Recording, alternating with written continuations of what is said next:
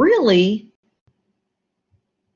shouldn't have set off a war this big if it hadn't been for those other four things. The death of this rather unimportant, to be honest, figure would not have caused a world war, okay, without all this other stuff going on. Okay, so keep that in mind. So I call this the spark. Now, the analogy I'm using is, let's say we have a powder keg full of gun. It's sitting over there in your basement, heaven forbid, for years, let's say 40 years, like World War I, like all these things going on. So nothing happens to that powder keg. It's just sitting there. And then some idiot, your crazy relative, comes over to visit. And they go in the basement and they're like looking for the light. Wow, have a light. Now maybe they smoke. Maybe they have a lighter or something, a match with a spark, even worse, right? Maybe they're like, can't find the light. The powder keg had been sitting over there full of gunpowder for a long time, minding its own business. Powder keg's not doing anything to you until you put that spark to it. And then what does it do? It explodes. How? All right. That's why I use that analogy here, because we have the four things that are going on. Those are the powder keg. Those have been festering for years under the surface. But then, June 28th, 1914, you're going to need to know that date. I don't tell you to know many dates, and hopefully you guys have tests that are, yeah, exactly. Because, yeah, I started to say because they're human, but, well, yeah, actually he is human. It was, yeah, if it's Yosemite Sam, yeah, he's definitely human. Yeah. But you need to know this date, and luckily for you guys, you don't have to, you do have access to your notes when you're doing the exams and the quizzes and whatever else we throw at you. Again, don't let that give you a false sense of security. Please don't let that give you a false sense of security. You need to know June 28th, 1914, because this is the assassination of a guy that really shouldn't have been that important. That sparked World War I in a place called Sarajevo, the capital of a place called Bosnia. Now, quickly, the basics, behind the story here is that there's an ethnic group of people called Serbs. Okay, it's an ethnicity. And with the help of Russia, there was a Serbian national state that was set up, just meant to be for Serbs, okay, people of that ethnicity, right? And so they set up Serbia with Russia overseeing it, being, Russia considered themselves the big brother to the Serbs. Now, we also see, if you look at that map, you see an area called Bosnia. Bosnia has dotted lines around it. Bosnia was not a country. Bosnia was part of where? Look at that map and tell me, Bosnia belonged to who?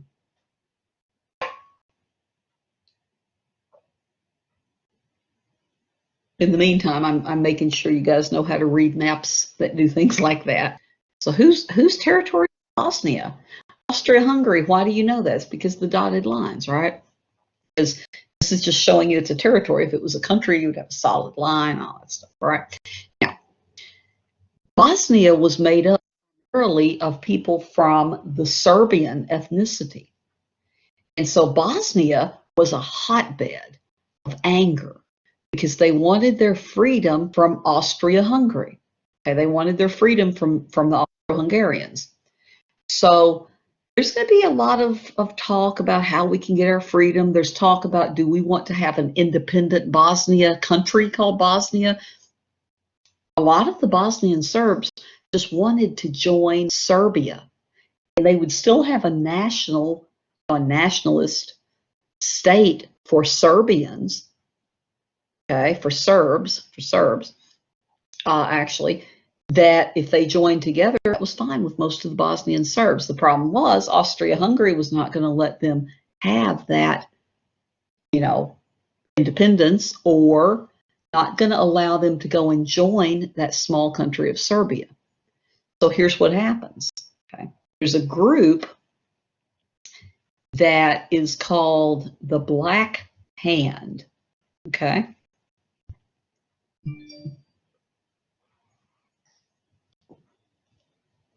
The Black Hand. Let me put that over in chat.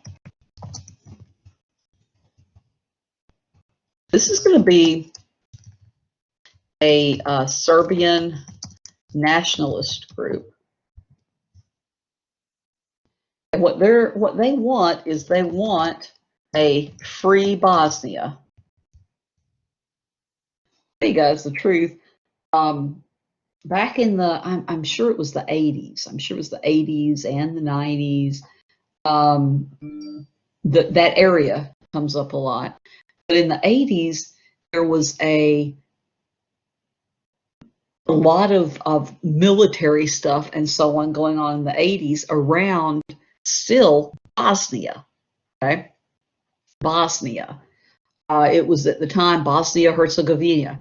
There's all these different countries. The map changes a lot. The map has changed a lot since I was a kid. The map has changed a lot since I was a college student in Europe because we have different countries. Okay, for example, when I was an adult, a young adult, we had a place called Yugoslavia. Yugoslavia. Anybody ever heard? There's a piece of pop culture from Yugoslavia. There was a car. Has anybody ever heard of a car that came from Yugoslavia? There's probably not any around unless it's in a museum at some point. The Yugo, yeah, that is infamous for being such a terrible car. Okay, look that up sometime. It's crazy. But even, as I was an adult, so I'm a young adult, there's still problems going on with Bosnia-Herzegovina. And it was very complex, very complicated. But in 1914, it was very simple, okay, to the Serbs. The Serbs want Bosnia to be free. And if Bosnia is free, it can either declare itself to be an independent nation or it can join Serbia. And they can have a nationalist nation for people of their ethnicity. Okay. Now, the Black Hand was a Serbian nationalist group, and they had really, that is interesting. I didn't know that. How would I know that? But I mean, I think that's really interesting, David. If you know any kind of stuff that he would like to share, you get him to share anything, you can email it to me because I would love to hear, from what, if he's still around, I don't know how old he is, but anything he could share that you would share with me through email or anything. I love to hear other people's stories, especially, people that were born in other places and what they were taught in the United States, for example. Okay, yeah, just see if there's anything he remembers. But that's really interesting to me. But anyway, the idea here is: are we going to let the Serbs have their own ethnic nations? The Black Hand, this group, is kind of controversial sometimes if you mention it, because some people say, well, it was only made up of a few guys, and some people say, well, it was actually this underground thing and there were lots and lots of them. Okay. What we know is this. We know that the Archduke of the Austro-Hungarian Empire, okay, Franz Ferdinand, the heir, he was the heir to Austro-Hungarian Empire. Franz Ferdinand, when the emperor died, he was next in line. We know that he came to Sarajevo, Bosnia, the territory of Austria-Hungary, back there in June, and he came as kind of a show of power, truthfully. He came to a place that he was not welcome, he was not wanted, but by golly, it belongs to Austria-Hungary. And he came there, he was going to inspect the troops, he was going to go around, and just, again, look at how he's dressed. The last picture that I have found, anyway, that you can actually see very well. The last picture, again, that you can see of Franz Ferdinand and his wife, the Duchess Sophie, before they were assassinated, is right there. Okay. Now, they were getting ready to get into this car to go on a parade through Sarajevo, Bosnia. And again, look how he's dressed. He's dressed in full military. And that is to put the people of Sarajevo on notice. Now, I'm the heir to your emperor. I will be your emperor soon. I'm in the military gear. That's a show of power, right? So the Black Hand, though, what are they doing? What are they planning? Well, they have a plan. I'll give you the basic outline of that plan, where there were 7 guys that had been trained in grenade throwing and shooting, that kind of stuff, right? 7 guys that were stationed on the parade route where Archduke Franz Ferdinand and his wife Sophie and the parade were going to go through Sarajevo. There were 7 Serbian nationalists from the Black Hand that were stationed there. Each one of them had the means to kill Franz Ferdinand.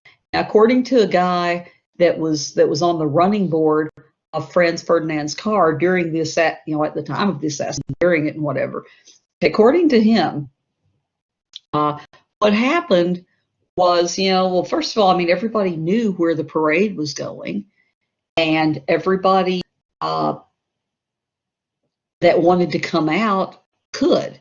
Franz Ferdinand was in an open car, so he's basically just there. Now, according to the guy on the running board and according to other stuff that we find, we piece the story together. So apparently, of the 7 guys that were there, when the parade went past the first of the members of the Black Hand that were there to assassinate Franz Ferdinand, that guy says he didn't throw his grenade. He didn't do anything because he said there were too many women and children. He didn't want to hurt anyone else. So he didn't do anything. Now, the second or the third, I think it was the third guy, actually threw his grenade, and it bounced off Franz Ferdinand's car into the car behind him. And so the people in the car behind Franz Ferdinand in the parade were injured. At that time, they knew something is really wrong. They stop the parade. They decide that they're going to have to change course. Obviously, clearly, a lot of stuff happens here. But ultimately, what really matters is that later in the day, later on, a little bit at some point later, you have Franz Ferdinand, his wife Sophie, in the car with, their driver. The driver stops to make a turn. Okay, I think they were going to the hospital, I think, to visit the people who were injured. And anyway, they stop and they're going to make a what they call a 3-point turn. If you've had your driver's test, hopefully they still call it that. I don't know. Where you pull in here and then you back out to go the other direction. Okay, so that's what they did. Now the problem is the car stalled. If my car stalled, my car, thankfully, I'm very glad that I have a car that doesn't do a lot of terrible things. It's generally speaking, my car is in pretty good shape. But if it stalled, I would freak out. And a lot of us today, we tend to, if you've ever been in a car that stalled, sometimes you try to rev the engine, that doesn't work. You flood the engine and so on. Well, back then it was even worse because the car that they were in had a crank that you had to get out of the car, literally walk around the car to the front of it and crank it to get the car to start back up again. So while they're sitting there, I know it's almost time to go, so give me a couple minutes. While they're sitting there, the driver gets out of the car and he's working on trying to get it started. You won't believe this, but it's true. This guy on the left, Gavrilo Princip, one of the 7 of the Black Hand Serbian nationalists who was waiting to kill Franz Ferdinand, who had, after the parade, the debacle with the grenade going off, after the parade was just kind of disbanded, he was out walking the streets of Sarajevo. Now, some stories say that he was sitting in an outdoor cafe eating a sandwich. Some stories say that he was out there window shopping, just kind of looking in the stores, walking the streets. Either way, it doesn't matter because Gavrilo Princip looks out and there's a stalled car. And I swear, if you saw this in a movie, you would say this is a crazy storyline. Nobody would believe this, but it's true. He looks out, and somewhere between 5 and 15 feet, right in front of him, there is the guy he came to kill. Pulls out his gun and fires directly into the car. Now, the first shot hit Franz Ferdinand in the neck. Okay, and he supposedly slumped over, and his head ended up in his wife Sophie's lap. Sophie is pregnant. Okay. And she supposedly said, according to the guy, the witness we're going by for this part of the story, she supposedly said, "What are you doing?" And then she got hit in the stomach. Okay, so she was pregnant. So again, it's already become a terrible story. Now, the thing is, the guy on the running board says that he kept talking to Franz Ferdinand, and the conversation, it sounds so crazy if I read it or if I say it, but he was saying to Ferdinand something to the effect of, is it terrible? Is it that bad? Something like that. I mean, obviously. But Franz Ferdinand kept saying until his last breath, he said things like, "Sophie, don't die. Think of our children." Okay. He said to the guy that kept asking him, if he was okay, he was like, "It's nothing. It's nothing." Until his last breath, right? So that's where we're going to end. We're going to end with that story, because that assassination really should not have caused a world war. Franz Ferdinand and Austria-Hungary were not that important in the bigger scheme of things if it hadn't been for military stuff, the popular militarism, the alliances that tied everybody together, the imperialism of we're grabbing more and more nations, and the nationalism, all those together. This was the literal spark of the powder keg. Where we had gotten to was Woodrow Wilson had gone before Congress and asked for a declaration of war against Germany because of several different things that had happened, and this was going to be April 2nd of 1917, and it's going to take Congress. It's going to take Congress until April 6th to go ahead and declare war. There were some pacifists in Congress that really did not want to go to war, and they wanted to stay isolationist and stay out of all of the European issues that were going on. So it took them until April 6th to actually make the formal declaration of war. That was 1917 April, okay? And if you're just joining, please at some point go back and watch the beginning of this, or at least make sure that you watch the video that is posted under course materials, live recordings of classes on Monday, because if not, you'll be missing a chunk. It's the last time I'm going to say that. Okay, so the Expeditionary Force. Now, we may declare war in April of 1917, but we're not ready, okay? We only have approximately 120,000 soldiers in the United States Army and about 80,000 more in the National Guard. We're not this giant military machine at all. So we need training. We need time before we send in a lot of men over, to Europe. So the Selective Service Act is going to pass in May of 1917. Any of you young men who have turned 18, it's time in the semester, it's possible we have some 18-year-olds, or any of you young men that are turning 18. I mean, you know what the Selective Service Act is, don't you? Tell me what it is. Somebody, anybody, all of you. I don't know. Something we haven't really used for a while. It's the draft. Yes, it is. Something we haven't used for quite a while. Hopefully we don't have to make a decision someday to use that again. But the Selective Service Act passed in May of 1917, and that was to bring more men into the military willingly, right? I'm sorry, unwillingly, if they didn't want to come in. And then we had, I think it was 3,000 maybe that were drafted, and another, or not 3,000, 3 million that were drafted, and another 2 million that volunteered, which was what I was thinking of. So in other words, we had a few more million added because of the selective service, but also after we declared war, a lot of young men are going to volunteer to join the military. So we're preparing, and we're preparing for quite a while to actually send a lot of troops in. This is the first time that women are allowed to actually enlist. Is going to be in World War I. and their jobs are going to be kind of,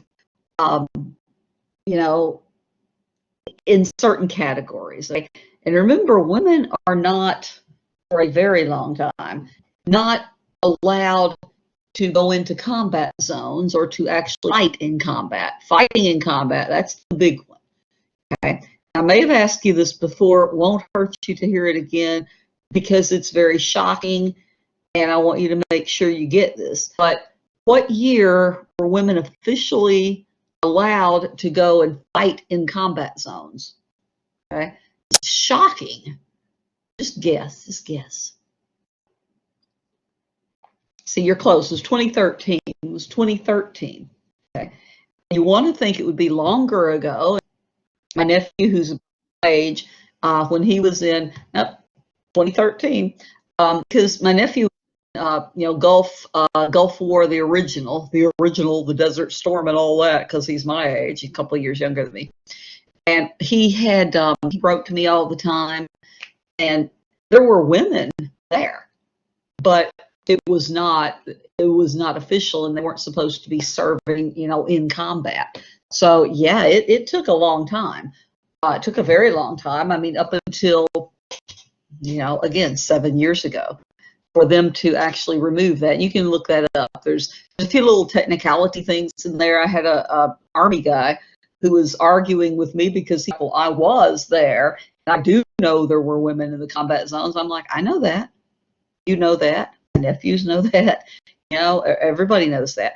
But officially, when women were allowed to fight in combat, officially, 2013. Boom. Okay. So yeah, we on a little bit of our own time schedule, I guess. So it's the first time, though, in 1917 that women are allowed to enlist. And again, their jobs in the military at that time are going to be very strictly stuck in what they considered female appropriate roles, as we've talked about in many different situations, progressive era and so on. So they're going to be doing secretarial work. They're going to be nurses, of course. Yeah, exactly. Nurses. Yeah, exactly. This type of thing. So it's going to be very different. It's going to be very different at the beginning. Now, women, to be honest, when I teach women's history, a lot of people are sort of surprised to know that women fought in wars all the way back to the Revolutionary War in the United States. Civil War, all the wars. And the thing is, a lot of times, though, they had to dress up as men to go fight in those wars. And that's, again, that's another thing. It's like, have there been women before fighting for the United States? Yes. Some of them, there was one who was actually discovered during the Civil War. She'd gone out there. No, I'm sorry, this was actually the Revolutionary War. There's a similar story in the Civil War. But in the Revolutionary War, where we're fighting, for our independence, there was a woman who went out and she had dressed as a man and everything, and she had used the name of a man, Robert Shurtleff or something. I think it was Shurtleff. And anyway, she had been injured very badly, and they took her to the doctor, and the doctor finally, she's like, no, I'm fine. And they barely examined her, and then it turned out she had this like musket ball in her thigh, and she dug it out herself with a knife, right, without the doctor. So the doctor wouldn't do a lot of examining and make sure that he didn't know she was a woman. So dug that out. Again, that's just making me cringe, y'all. Come on. And dug this musket ball out of her leg. Ended up with a terrible infection. Ended up back at the doctor. And this time the doctor figures out, hey, this is a woman. And then, so yeah, I mean, we had that happen. We've had that happen quite a few times as women wanted to serve country or, whatever, with the Civil War, serve their side, and so on. Okay, now this is where we have black soldiers coming into the Army and the Navy. Now, you might know this, you might not know this.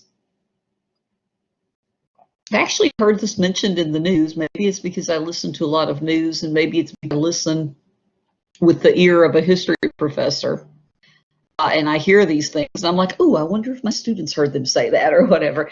But this was mentioned the other day. I can't remember the context. It had something to do with with the protest and so on. But what year do you think that the Army was fully integrated? Where you had black and white soldiers together? I think I mentioned it to you during the Spanish-American War when it actually happened. But what year are the black-only regiments and the white-only? And what year is all that gone? Don't Google it. Just guess. I like your guesses. That's better. See, as you'll see, like 1945, and you're like, bam, you know, right? You guys are, yeah. See, you guys at this point, I told you 2013.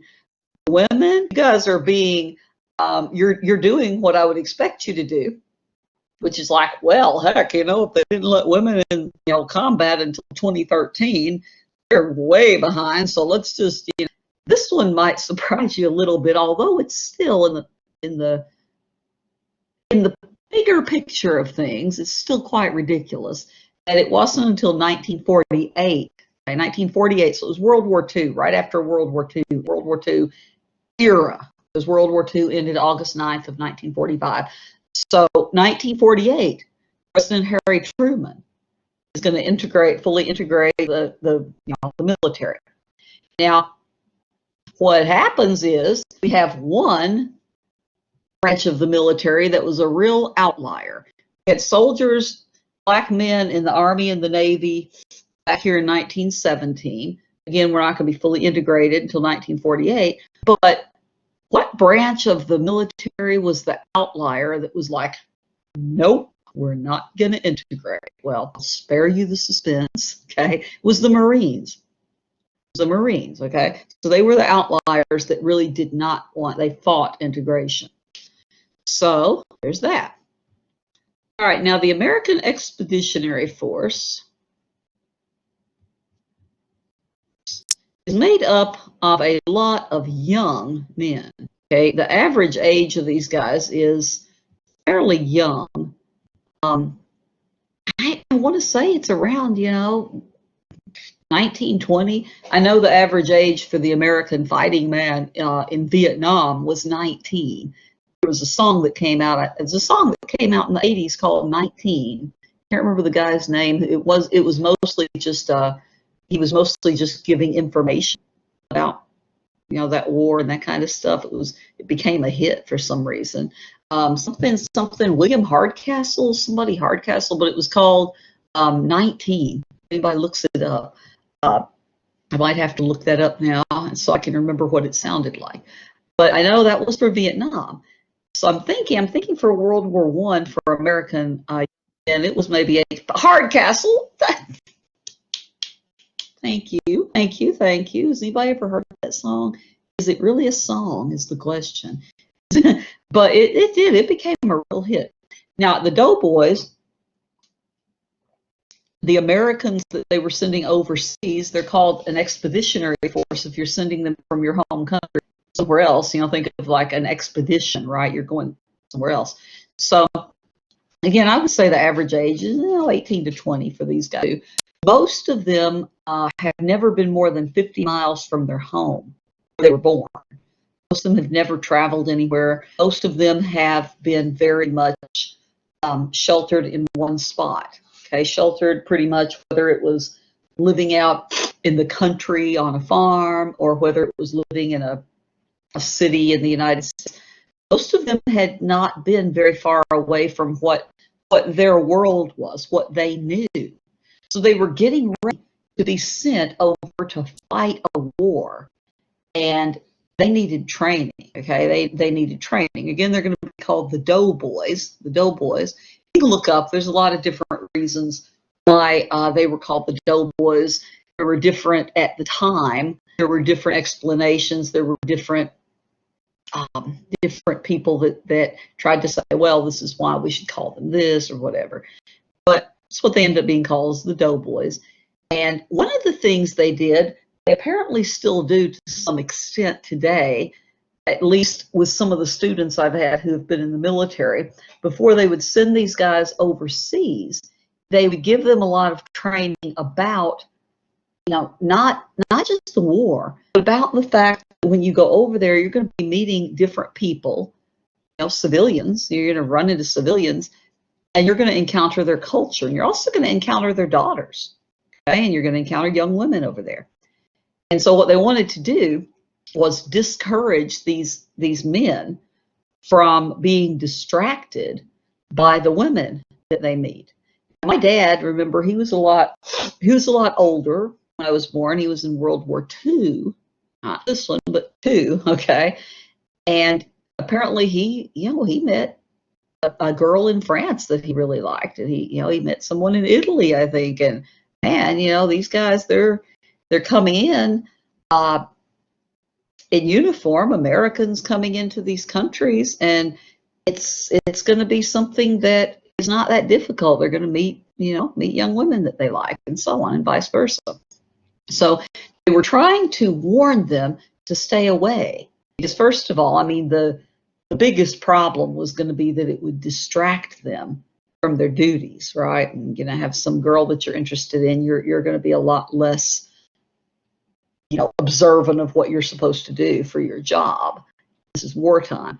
But also because there could be, for example, security breaches. One thing they were worried about in both world wars was that if you got too close, and even honestly in Korea and Vietnam, actually, if you got too close to someone, that you might accidentally, or even trusting them, tell them something that might help the enemy. They may be sort of spies. They may go and share that information and become spies. So you were discouraged from having relationships with either the girl with a good reputation, which they have in the picture on the left, right? A nice girl that you would take home to meet your mama or whatever. Aww. Also on the right is, I think, probably one of the best descriptions I've ever heard when you're trying to say something without saying it the way that most people know it. Okay. On the right, you have a brothel technician. Now, if you don't know what a brothel is, you need to know, okay? This is a house of ill repute. This is a house of prostitution. It's where, there's so many different words for this, right? Prostitutes, ladies of the evening. There's more that sound even worse, that I grew up hearing when I would read books. Usually they would mention, if they mentioned prostitutes, they would call them by a very 70s name, seems like, or maybe 80s we still said that, I don't know. But you didn't want to mingle with the prostitutes. And what they would do is they would give you lessons, like they would pamphlets. They would say, look, leave aside prostitutes. There's going to be a lot of them around the military, because there always are. All the way back actually to George Washington, Revolutionary War, there were prostitutes that followed the soldiers. Did you guys know that? Did you guys know that they were called camp followers? And some of the camp followers were prostitutes. Some of them were the women that followed the soldiers and would actually cook and clean for them. Okay, yeah, okay, from movies. Okay, so movies, we can, I was going to say, we can learn some stuff from movies. I learned pretty much all my stuff from books, and significant chunks from TV and movies as well, when I was your age and younger. But yeah, the prostitutes and the cook, women that would cook, sometimes the wives of the soldiers following behind to cook and clean for the groups and so on. So they knew that this was bad, and they would give them pamphlets that would scare them and say, all right, look, if you mess with one of these ladies of ill repute, your body parts are going to start to fall off. You're going to catch something. So they had to try to discourage that by scaring them. And remember, that's why I told you these young men were very naive for the most part. If you told them, hey, you go and do this, you're going to end up with this happening to you, it was a pretty good means of discouragement to some extent. However, did it work when they told the young men to stay away from the young women? You think it worked pretty well? Nah. Have you ever dated anybody your parents didn't like, and maybe didn't like them, and they said, hey, don't date this person, and you're like, huh, suddenly they become attractive? I don't know, maybe you guys don't ever do that, but we were known for doing that kind of thing. It's a human thing. See, you guys now, Gen Z, I don't know if you'll agree with this, because I had a class a couple of years ago at EC3 that laughed about this. We all shared a nice laugh, but I'm curious because I'm still, writing a book about this. I need some Gen Z in here. That's you guys. They say that Gen Z is a lot more conservative than the millennials or Gen X. I mean, the boomers, we know where they are. They're over there. Gen X, we, like my age, we're split. We're split between, liberal and conservative, Republican, Democrat. We're the most per capita educated group is Gen X per capita, right? Because we're so much smaller than the millennials and the boomers. They say that you guys, though, are a lot more conservative. Okay? They're saying there's a lot of stuff that you guys just don't do because you just, I don't know. I don't know why. Some of it they think has to do with helicopter parenting.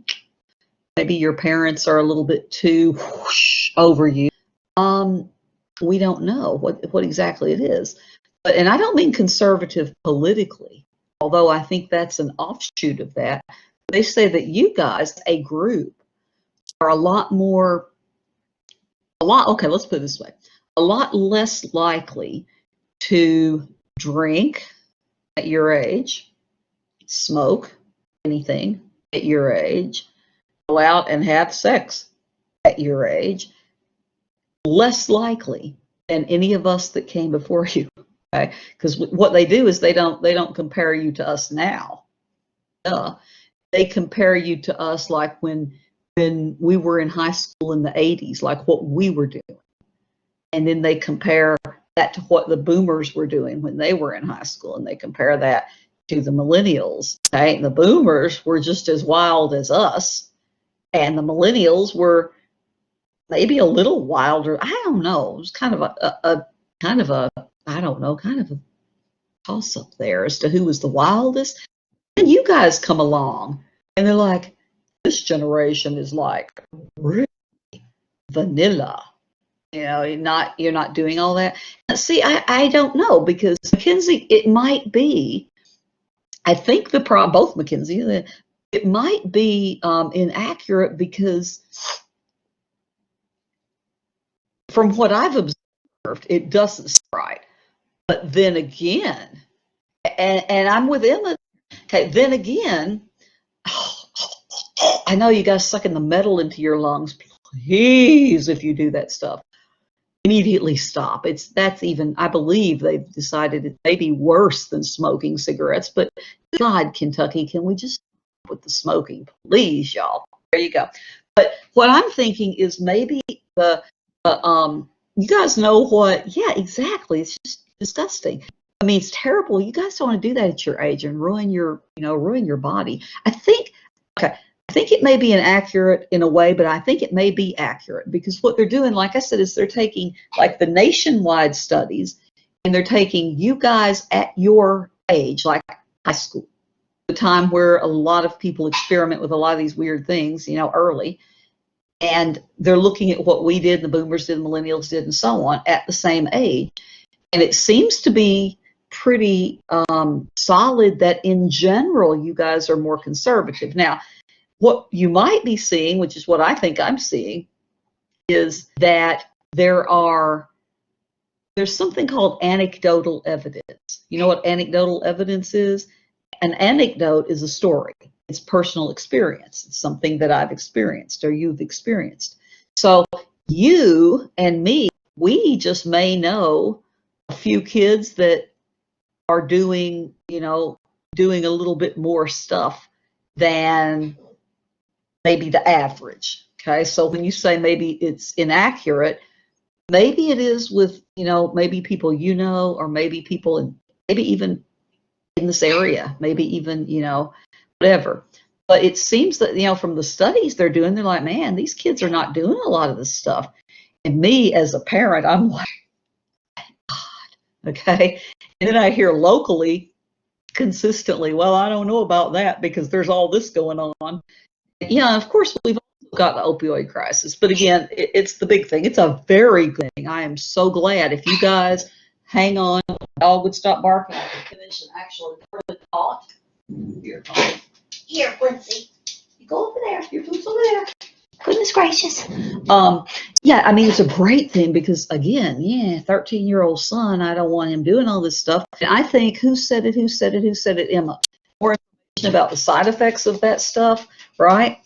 And good. And to us, like my generation, born from, what is it, 64, 65, I think, 1980, Gen X, we were raised in large part by the boomers, or the boomers were my older brothers. Okay. So we saw the boomers. I saw my older brothers, especially my one older brother, drinking and smoking and having, just all kinds of adventures in my little, little Gen X eyes. I was like, wow. Okay.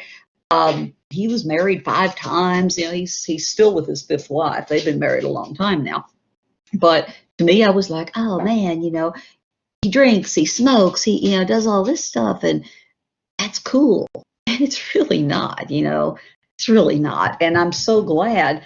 Yes. And yes, I hope you guys do realize that it's just none of that is necessary to have fun, as far as that goes. And also, you guys are definitely open about mental health. And that's why, I always tell students, like, I have major depressive disorder, generalized anxiety, ADHD, and I always OCD. OCD is almost on, but I'll have all that.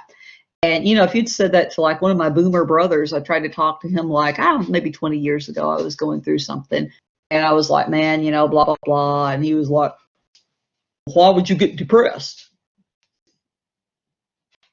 Well, you can't even talk to some of the people from that generation about things like depression. You can't, because they deny it. So yeah, and I hope, it does hold out that you guys are safer with your bodies, because I think there's also that sense, again, Emma, I can't get past, you're right. There's so much more information. In the 80s, we knew it was bad to smoke. The Surgeon General warning, those were on the cigarettes. My high school had a smoking area. Can you guys imagine going to a high school where there's a smoking area for students? Okay. One of my middle schools had, oh, it's not less cool. It's much better. Trust me, you're not missing anything. Let me give you a yikes. Y'all, if you're talking about y'all as in the generation, both, if you're talking about me, cigarettes for a while, and I never ever liked pot. Never liked it. Never liked it. Just never thought it was, I didn't like the way it made me feel. But we had a smoking area for students, and in my middle school, one of my middle schools, the one that my dad actually was principal of, they had teachers' lounges inside the building, teachers' lounges where you could smoke. There were places like all over inside of the school, like the secretary would be sitting there smoking. You go to the principal's office, the secretary is sitting there smoking. See, that's not cool. That's just sad. Okay, because then you look at my brother. Let me just give you the end of this part, as long as we're talking about, I like to do these little sidebars because I think it kind of gets everybody a little bit more energized for a minute. But my brother, who I was looking up to as the Vietnam veteran, the cool, smoking, drinking, crashing his cars and all this terrible stuff, I was like, man, he's cool. And he was 51. Okay, which is close to my age now, so it was about 20 years ago. He was 51.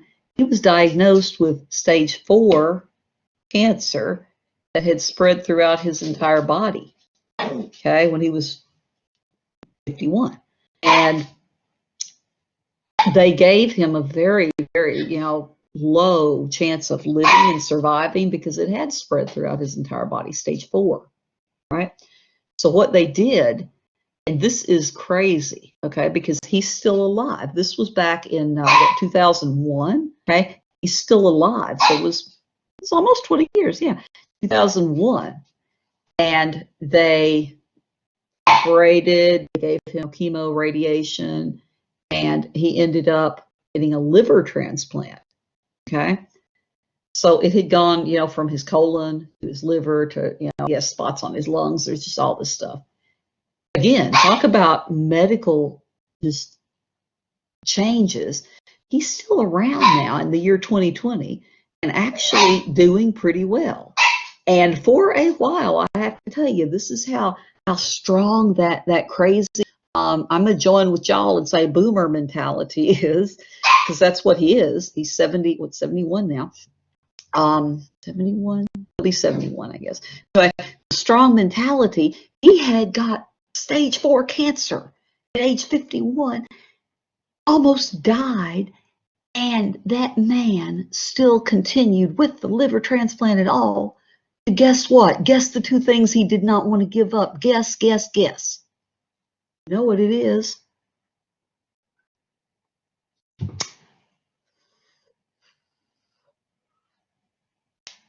Chauncey, for the win. Yeah. Smoking and drinking, that fool. So he finally did, because he had another scare a few years ago, and he finally did admit, you know, hey, man, maybe I shouldn't do this. So I have become, oh my God, hey, Zach, help.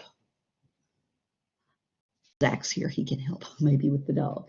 But myself, as I, you know, 50, I was like, oh crap, because the doctor told me I was in my 30s back then, because my brother's about 20 years older than me. So when I hit 50, I remember what the doctor had said to my brother. You know, if you had gotten checked earlier, if we had known you had maybe a tendency toward colon cancer, we could have caught it. They told us, me and my other brother, they told us we needed to get colonoscopies, get checked. Like, we have to get checked way too often. Since I was in my 30s, and the first time when I was like 30 something, I went in there and they found precancerous, you know, polyps in my colon back in my 30s. And the doctor said to me, he said, you know, if you had waited till you were 50 to get a colonoscopy, which is what they recommend, he said, you would have had full-blown colon cancer just like your brother. And I was like, so from my 30s until now, I'm very vanilla myself. Okay, I'm even drinking decaf coffee. Even my 23-year-old niece, they've already found precancerous stuff in her colon. That's how, I mean, my dad passed away of colon cancer. My brother, you know, had it and somehow managed to fight that off. But yeah, it's, you know, I have to get it. Me and my brother have to get checked all the time, as well as my nieces and nephews and, you know, everybody else. Son, she's being okay right now. Thank you. But yeah, it's pretty crazy. Worst thing I've ever done, I could not possibly tell you, because I would have to quantify the worst things I've done. So anyway, I've had a lot of fun though, and I'm talking about not smoking and drinking. I'm talking about I've got to go see a lot of cool bands. I've got to drive across the United States a couple of times, just, you know, by myself. It's fun, just all kinds of cool stuff. Interesting, met some interesting people. Okay, so back to this. Like I say, I like to take a couple minutes to just whoosh and then bring you back, okay? Get you interested. Now, it took a year for us to get enough troops trained to send significant forces overseas. And the head of the American troops was General John Pershing. He was also known as Blackjack Pershing. He's the commander that's making the big decisions for the United States troops. Okay, so Blackjack Pershing is in charge. Now, this is a really famous picture right here. This is a picture of the mules and the men, okay? The mules and the men that were actually training, because this is the first war where they're using chemical warfare, okay? It's the first one where we're actually using chemical warfare. And you had in the First World War mustard gas. If you look up mustard gas and look at the effects of mustard gas, that was, you know, that's terrifying. Okay? Any of the chemical agents, that's terrifies me straight away. But the chemical agents, you know, mustard gas was very, very prominent one. That if you get a chance, you know, look it up. But the chemical agents,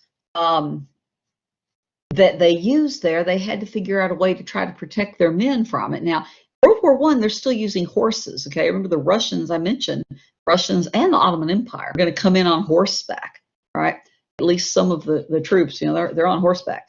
So we've got right here, this is a famous picture, like I said, this is the logistical tail, okay, the services of supply chain group for the American Expeditionary Force. And then you have these poor mules that have nothing to do with these human fights out there, mask up for a drill to protect them from chemical warfare that was going on in World War I. Okay, now, I don't know why she's getting all excited and starting to bark. There's literally no reason. All right, now, you don't need to know, I don't go into a lot of this kind of the battles and all that. Now, we're talking about the effect of World War I on Americans. We're giving you the main things, okay? We get into World War II, we'll talk about a couple of battles, but can you not do that? Why, Quincy, why? You've got food over here. It's almost as if you just want to interrupt our classes all the time. Come here, pumpkin. Come on. Go ahead. There you go. Look, it's over there. It's over there.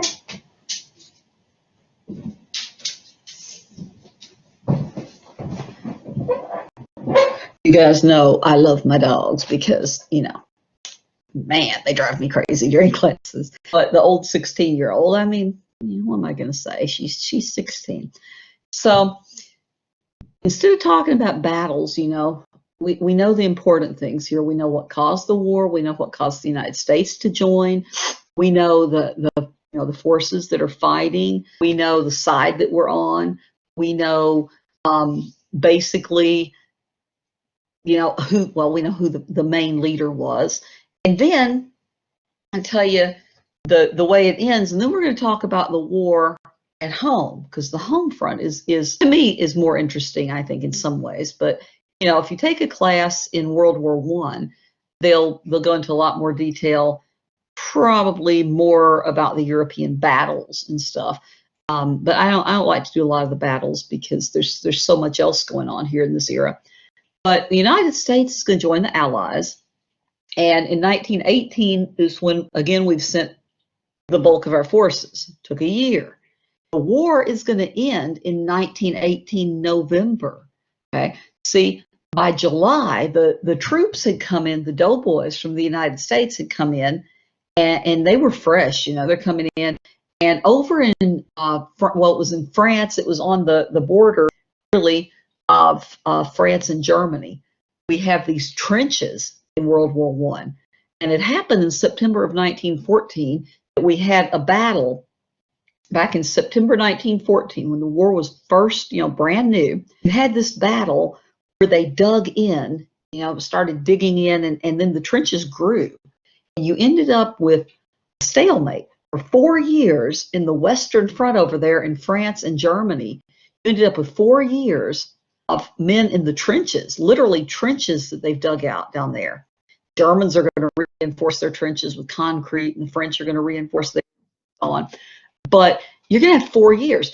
The United States sends guys in here in 1918, 4 years later. They haven't been in the trenches for 4 years, okay? They're coming from training. And so by July, the Allies had begun an offensive, okay, where we're no longer on defense, we're pushing back, and now we've started an offensive.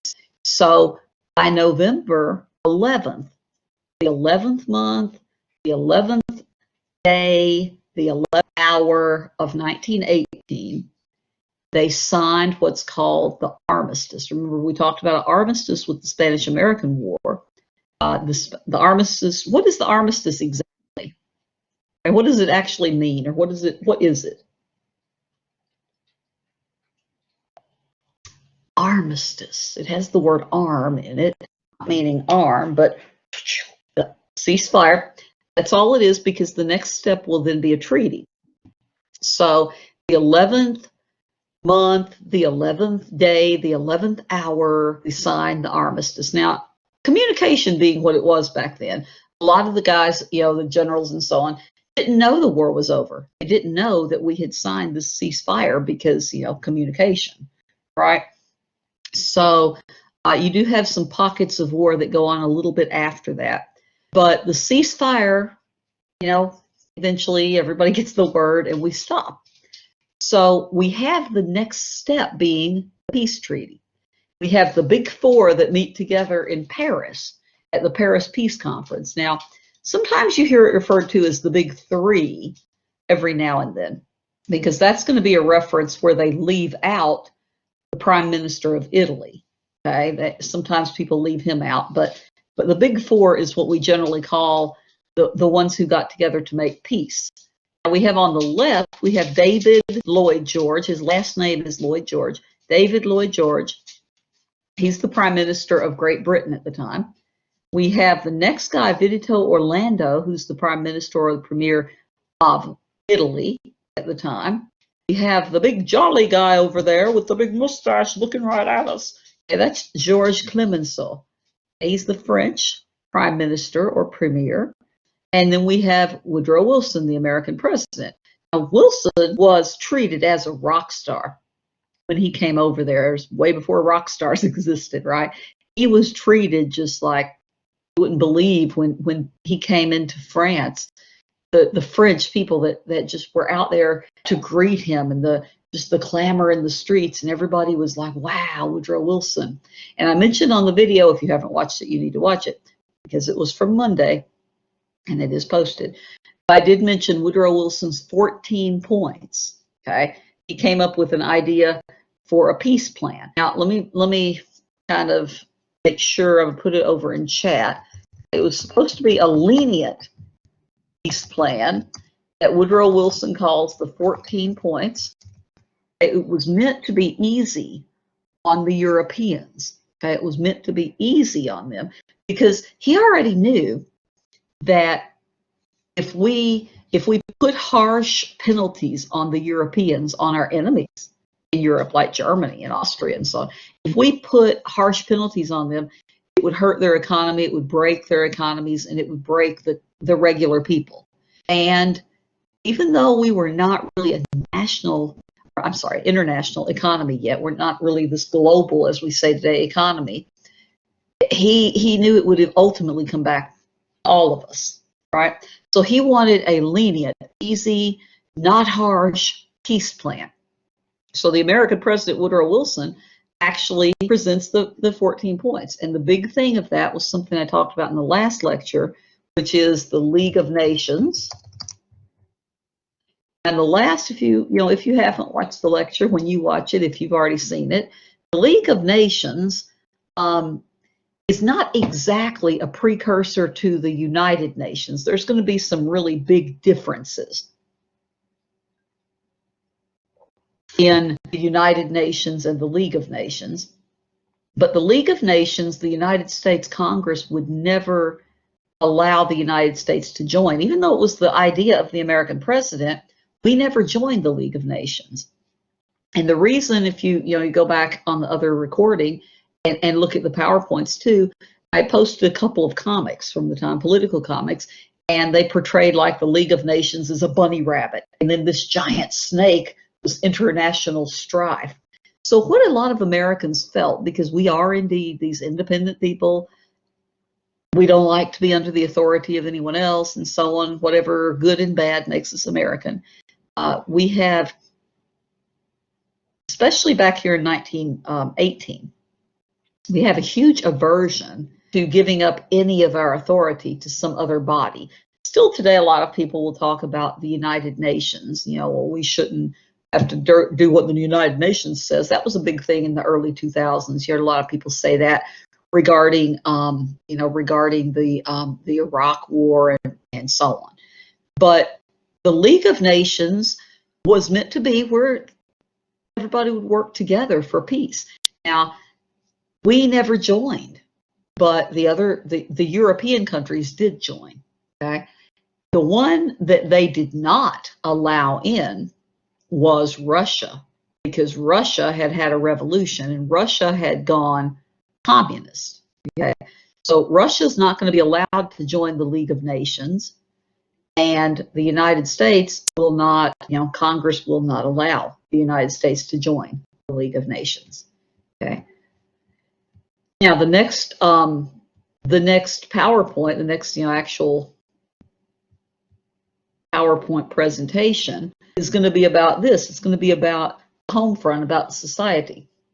And so it's cost us $32 billion. And again, we've done this the whole semester. If you get that inflation calculator out and you look up $32 billion in 1918 money, which you can do that accurately because it's after 1913 with the Federal Reserve. 1918, you can find accurate amount of how much money we've had, connected to this war in one form or another. $32 billion in that that era's money. But we're going to see that the economy is just crashed, right? It's just the economy's terrible in some ways. Now, it was booming in some ways as we had the production of things to go to war amping up, right?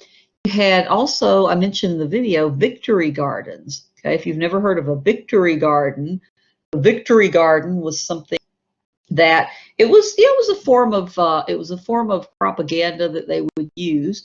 It was also a form of Americans trying to show some initiative to help themselves, help ourselves, and to also help our soldiers by growing food at home. You grow as much of the food at home as you can. We're trying to get victory. We're trying to achieve victory in Europe, and we need to save as much food, the food that's being produced and stuff. We need to save as much of that as we can for the soldiers. Victory gardens. They come back in World War II with a vengeance, okay? Victory gardens are going to be even bigger in World War II. So, I mean, maybe bigger, but also more prominent. Now, also by World War II, you're going to have radio. And when we get to that, we're going to talk about the radio shows. And I'm going to have you listen to an episode of maybe, one or two different radio shows and let you see how they used kind of, light propaganda, but it was everywhere to try to get everybody interested in the war. That was World War II. World War I, though, they do their share of that. So they create the War Industries Board. And look at the little kids down there. Little kids, you have to be really careful when you raise them. You can get them to believe anything. And that's dangerous. Remember things you believed when you were a little kid? You found out when you got older, you're like, wait, that's not exactly how that really is. If you were like me, you were like, wonder why they taught us that, or whatever, right? So if you're raising children, you can teach them to believe anything. And that's extremely dangerous because it's how we end up with things like white supremacist groups perpetuating over generations. It's how we end up with, all sorts of things. But here we have a picture. You got a little kid there not having a clue, holding to hell with the Kaiser. That little kid doesn't know who the Kaiser was. You know who the Kaiser was? I hope you do. They don't. He was the Emperor of Germany at the time that we've been fighting in World War I. Okay?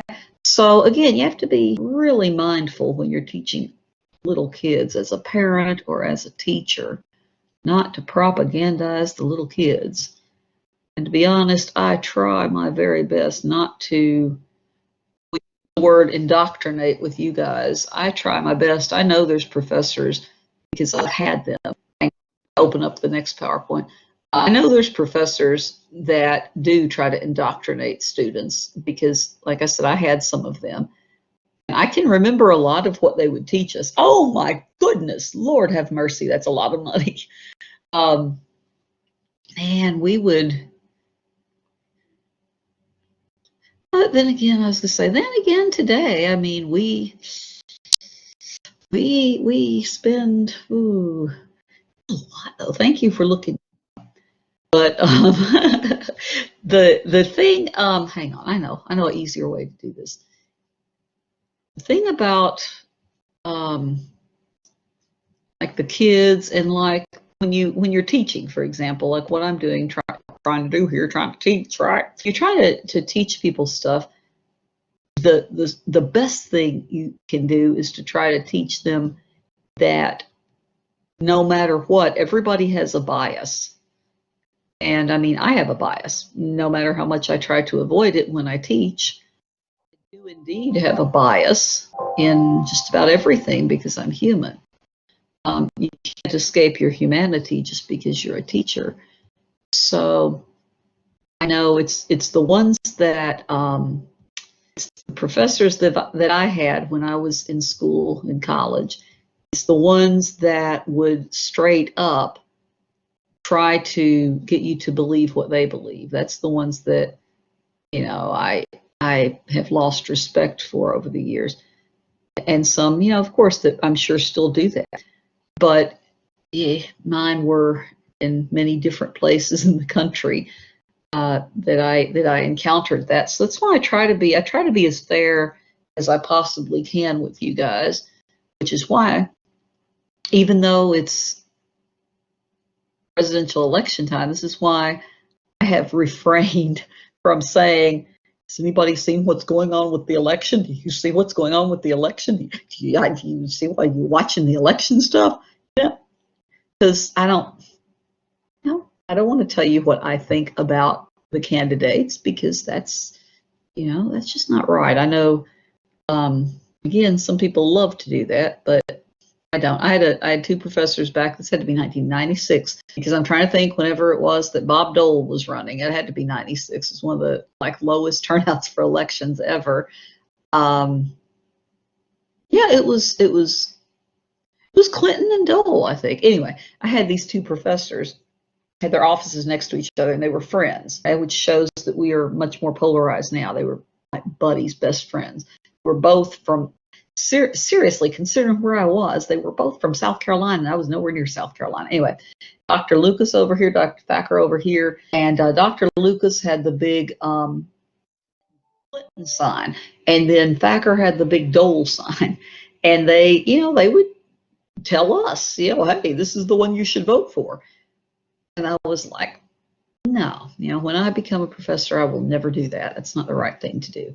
But you should keep your eye on what's going on with the election, because every election in its own way is historic. This one's historic at least because of the voter turnout, and in some demographics, from what I understand, the lack of turnout in some groups that were maybe expected to turn out more. There's some weird things going on sometimes with demographics that you don't expect, but that's because we're human. All right, so propaganda. That's why I was mentioning indoctrination and, you know, the children and stuff, because the first thing we talk about on the home front is indeed propaganda and dissent. Now, dissent, of course, means pulling away from it or not standing with what they, the government or the majority, want you to stand with. Okay, so this is a war where we have everybody getting involved in one way or another. Everybody that can help out is expected to help. It's not just the men going to war. It's not just the women that have been, you know, enlisted in the military and are doing, you know, whatever jobs they have. It's not just the women that are going and working, taking jobs where the men have gone to Europe and they're taking jobs at home. It's everybody. Okay, so we have a lot of volunteer things that are happening here. We have, of course, the military. Again, there were several million men. It was 2 or 3 million men that volunteered for the military, and then another 2 or 3 million that were drafted. So we did a lot of volunteer military, and women that, again, signed up in the military. You have women, though, on the home front. A lot of the middle class women, and you know, particular the middle class to more, you know, upper middle class women, that would go out and volunteer, just like we've heard of before. When you get the new woman in the progressive era, same thing, kind of same era. You have a lot of women working in things that are related directly to the military, as direct as they can get, like the Red Cross. Okay, so you have the Red Cross, you know, trying to do blood drives and so on. It's the picture that I chose to go there. You have War Fund Week, $100 million, hold up your end. You've got the nurse there. And they would raise money. They would do blood drives. They would encourage people to donate to the war effort and so on. Now, the children, they're encouraging children to raise money in the schools. And there's going to be posters. There's going to be propaganda posters, we call them now, because we know that's what they are. Propaganda posters trying to convince. Propaganda is something that is basically trying to convince you of a certain belief, a certain belief system. And it's very effective if you see it everywhere. It's very effective if everywhere you look, there's something that is internally consistent. Like, in other words, they all agree. I see over here a sign, women help out with World War II or World War I by doing this. Over here, you have the men, like I showed in last PowerPoint, last lecture. We have, our work over here is important because you guys are working at home. If you're an older man, you can't join the military. Go out and get a job, do something to help out the economy and so on. So they're trying to get everybody involved. Okay, so children were encouraged to raise money in schools and then donate that to the war effort. Churches, of course, are involved by praying for the president, praying for the troops, praying for victory, which, both sides are going to say. One of the interesting books I read a long time ago was called God is on Our Side, okay? Or with God on our side. And that's those are dangerous words if you use them in the wrong context, because if you're using them as maybe a threat of war, because we're the righteous ones and God's on our side. People do things in the name of God that they probably wouldn't do otherwise. So they evoke, God in terms of prayer and so on. But we do see, when it comes to victory, though, but we see a large boost of religious revivalism, as we did after 9/11/2000. We saw this boost, peak, spark of, for a while, people going back to, places of worship for a while.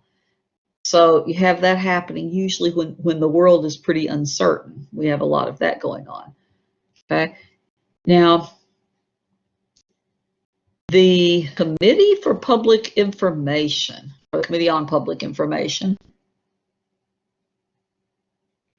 talk about freedom of speech, right? Well, we decided at some point that we have freedom of speech. Oh, I don't know, in the Constitution, in the first 10 amendments, in the, First Amendment, freedom of speech, right? Freedom of expression and so on. Well, what we do during wartime times is a little bit different than what we do when it's not wartime. So remember, Abraham Lincoln had actually suspended the writ of habeas corpus. In other words, you didn't have to have evidence of a crime having been committed to arrest someone and hold them as long as you want to. Okay. In this case, they're going after the First Amendment, but it's wartime, so it must be okay. Well, no, but okay, that's what they do. So the Committee on Public Safety is going to be run by a guy named George Creel, and his goal is to get everyone to come together and support the war effort. Okay, they don't want to hear from anybody who says the war is not a good idea, it's not a justified war. What are we doing over there in Europe anyway? Remember, Congress argued for 4 days about the declaration of war. So there are a lot of Americans that don't want to be in that war. They're like, we could have stayed out of it. Well, George Creel's job with the Committee on Public Information was to get everyone on the same page, and you do that with propaganda. Now, that's one thing today. Again, my dad's generation, and then the boomers, my brother's generation, and then us, X, and then the millennials, and then you guys Z.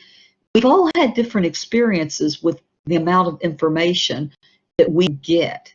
Okay, at this moment in time, me having lived from the very late 60s until now, and being old enough to pay attention by, actually pay attention to what was going on in the news and stuff in the very late 70s, early 80s, I've seen a lot of changes in the amount of information that we are getting, but also the amount of information that is really just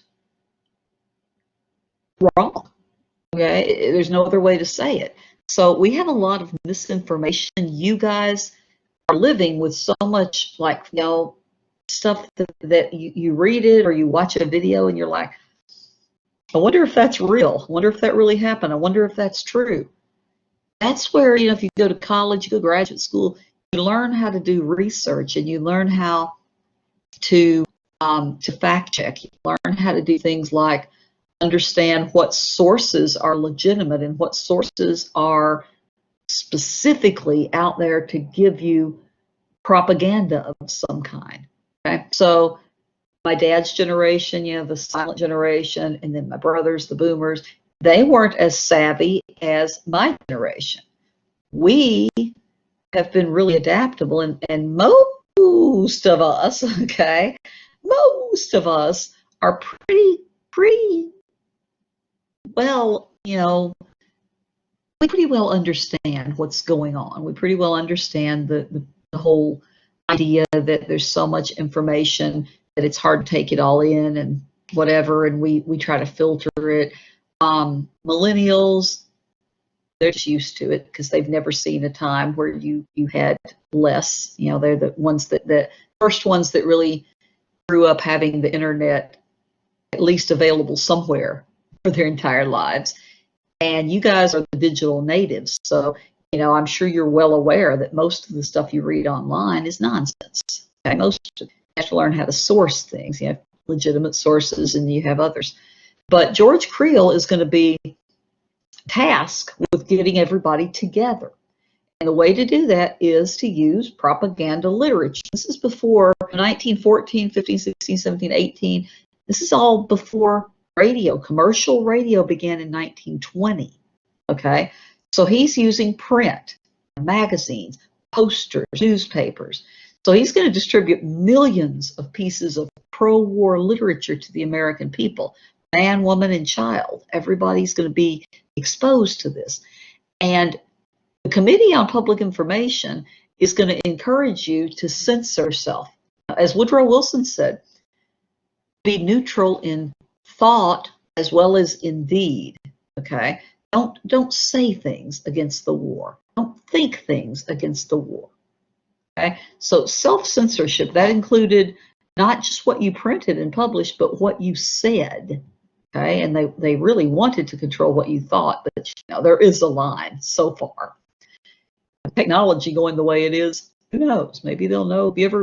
I probably mentioned, if you ever watch Black Mirror, there's some crazy episodes on there, but I think if the world keeps going technologically the way it is, they'll be able to read your thoughts at some point. God, how terrifying is that? What?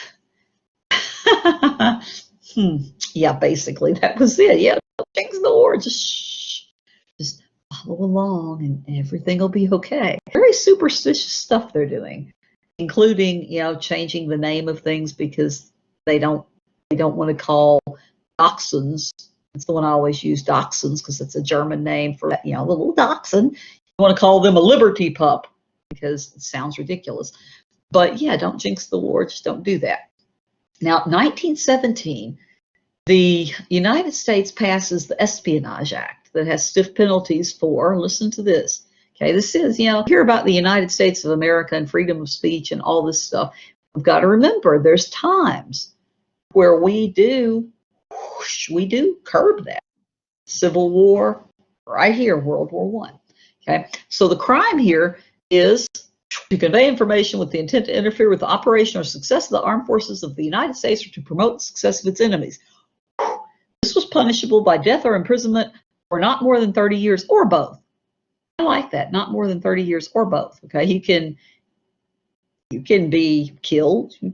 We can put you to death, or we can put you in prison for 30 years, or we can do both. put you in prison for 30 years and then kill you. I mean, that's what it says basically. So if you're trying to interfere with the success of the armed forces and the operation of the armed forces, that's really broad. You could be talking to your husband and say, man, you know, I think this war is terrible. And he could be he could be falling for this stuff and he could go and report you. Yeah. Wait till we get to World War II. I'll tell you about some of that.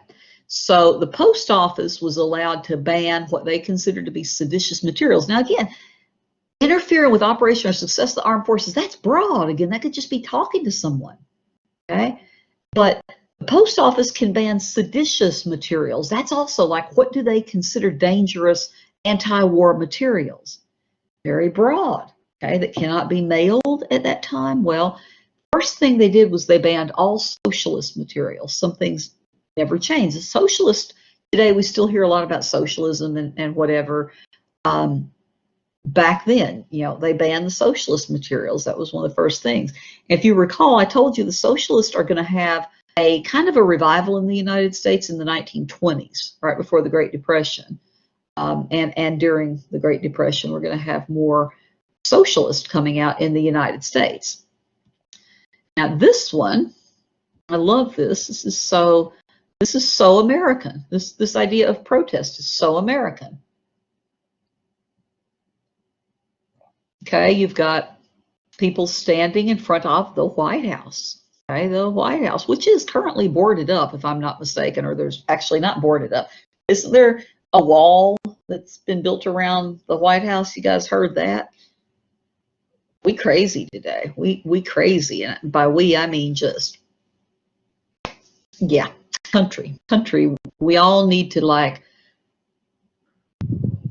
take some Xanax, or you know, Xanny, or Billie Eilish has a song called Xanny. You need some Xanny. You need some. Actually, you don't. Not a good. But I'm just joking. We all need to chill for a minute, because have you ever heard of the White House being sealed off because of fear? That with a wall? Nah. But we've got people here doing, again, a very American thing, which is protesting. Okay, so we've got the people with their signs. And look what they're saying to Woodrow Wilson on the bottom one. Again, this is during the war home front. Congress shall make no law abridging the freedom of speech or of the press. Okay, signed the political, or not signed, but, you know, referencing. The political prisoners who believed in this guarantee are now serving 20 years in prison. That was the Sedition Act. So you mess with the freedom of speech, the government can do that. Beware, okay, and be aware that the government can do that, and sometimes they have done it, and they might do it again. You never know. Okay, you never know.